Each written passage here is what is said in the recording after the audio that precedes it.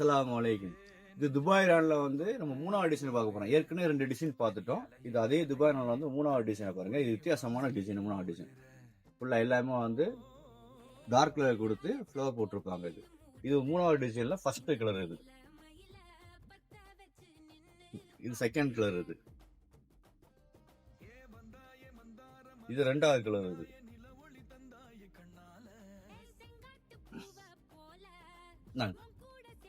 இது ஒரு கலர். மூணாவது கலர் இருக்கு. இது வயலட் கலந்தது, நல்லா இருக்குது. இது நாலாவது கலர் இருக்கு.